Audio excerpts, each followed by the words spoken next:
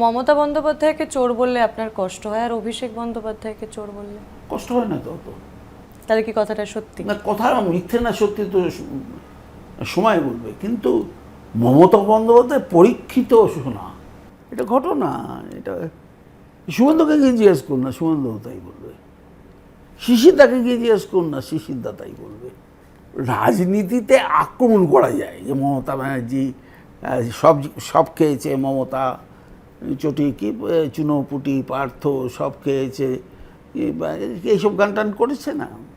এগুলো রাজনীতির খিদে মেটাবার একটা আনন্দ। রাজনীতিতে শক্ত পার্ট কঠিন পার্ট এরকম ভাগ ভাগ আছে, তাতে কৌতুক পটে থাকতে পারে, কিন্তু বাস্তব বোধে মমতা চোর বা মমতা অসৎ এটা ভাবতে আমার, মমতা ক্ষমতার অপব্যবহারে যদি অসদুতা করে থাকে সেটা নিয়ে বলতে পারবো না, কিন্তু মমতা ব্যক্তিগত জীবনে আর্থিক জীবনে অসৎ, এটা আমার ভাবতে কষ্ট লাগে, কারণ তাকে আমি কলেজ থেকে চিনি বলে, তাতে আমি দেখেছি, সেই জন্য কষ্ট লাগে।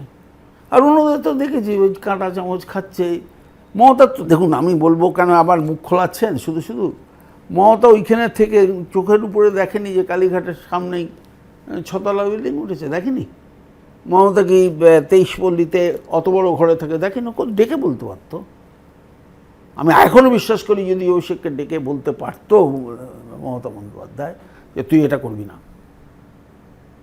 আমাকে এই বয়সে যদি শাসন করতে পারে অথবা এই কাজটা ঠিক না, তাহলে মমতা তার ওই ছোটো একটা পুটকে ছেলেকে বলতে পারতো না তোর এই 6 তলার বিল্ডিং, তোর এই বড় বড় গাড়ি, তোর তুই কেন এরকম রাস্তা বন্ধ করে লোককে বিব্রত করে যাস, সেটাকে মমতা বন্দ্যোপাধ্যায় বলতে পারতো না?